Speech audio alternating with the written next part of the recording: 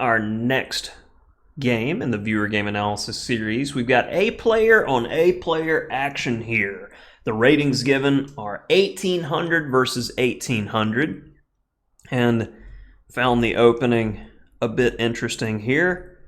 And I covered lines similar to this in my opening oddities text. So you could definitely take a look there if you're interested in more expansive response. And there's a lot of moves for black here. And I got to say, I like the bishop b4.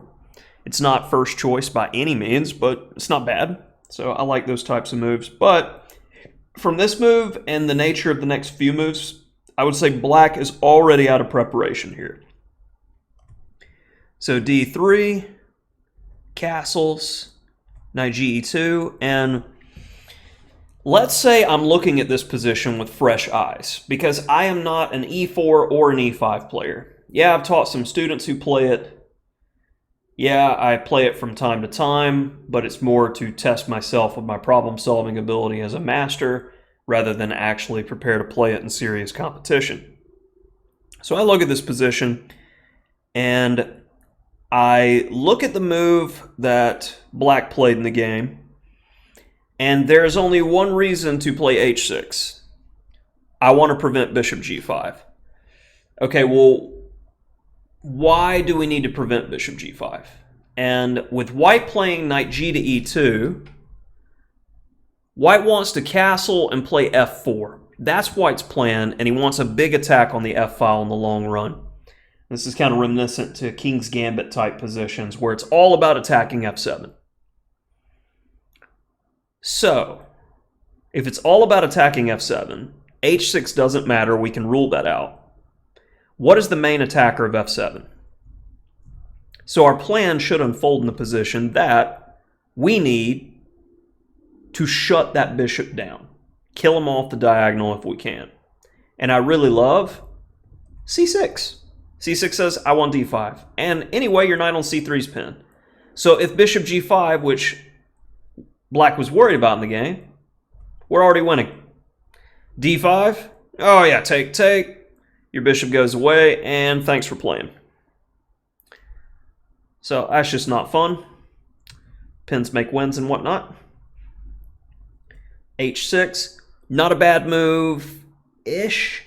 But that waste of time showed that black is no longer in opening theory, and I feel like this was just a hasty move without any in-depth thought to it. It's like never interrupt your opponent when they're making a mistake. Okay, so castles. Again, c6. Same plan, shut down the bishop. Knight c6, I'm already beginning to like white's position and chances here. a3. So now we're getting kind of a classical structure for black, but it's different for white because he's got a ready-made attack coming with f4. h3, just covering the g4 square, no tricks. I can understand it before getting into the action. And f4 pretty much any time here for white could be desirable. Bishop e3, logical.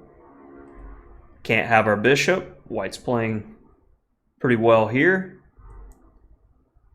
And finally f4. And this is a great position for white.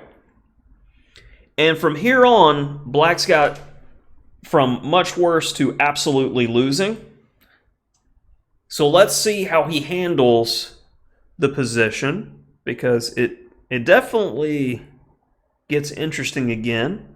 Knight b6, can I have your bishop? No. White definitely knows about preserving the strong b on the g8, a2 diagonal. Takes, takes. Well, nothing much doing, and this is a dream position. Wonderful knight on d5, strong bishop on a2, strong bishop on e3, open file, queen can come over to g4. I mean, it's just everybody's working, whereas black's kind of like, don't hit me. It happens. It happens when things go wrong. Okay, let's get rid of one guy. One less thing that can hit me. And white is winning here, but you got to be resilient. And I like what black does. First thing he goes, all right, his pieces are still better than mine. If I can trade off some attackers, maybe I can make it to an end game and survive. bishop f6. And hard to make a move here, but bishop d4, like, okay, get rid of that potential sacrifice on h6. We're going to have to give something to get something here. And white's around like +4, +5. But there's some chances. Knight e3, rook f3, and queen g5. So white is definitely 100% completely winning here. For instance, rook f2 takes, and king g8 to not allow the rook to get into f7. This position is evaluated at nearly +3 by the engine, and should be a trivial win if white has decent endgame technique. But this might be the best holding chance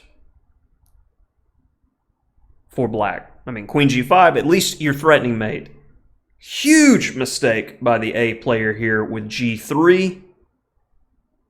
And the difference is now the king has no shelter. Check. Now, not only is the position not equal, the tide has turned for black from completely lost to definitely in the driver's seat. And sadly, we're going to have an anticlimactic conclusion, as after rook f7, the notation ends here. But we are noted that resilience pays off, because white ended up blundering a rook soon after and resigned on the spot. So, main takeaways. If you're hit with something weird in the opening, ask what your opponent's goals are. And for me, when I'm looking at this position at move 5, I see the punch being telegraphed from white, wanting to castle, wanting to play f4. That's normally why the bishop wants to be on c5. You can't play f4 if it's there.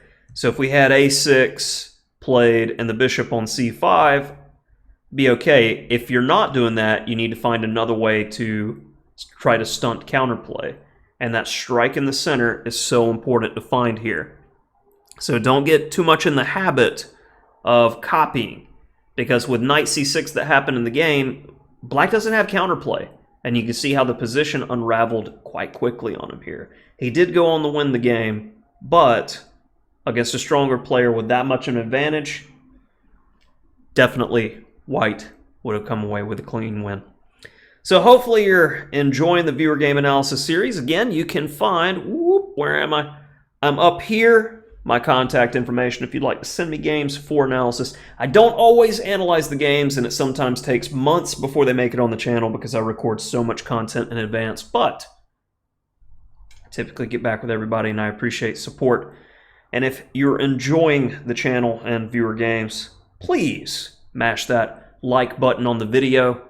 Every time you do it, it helps the channel get more hits in the YouTube algorithm, makes it more popular, helps it show up more often, as well as the channel.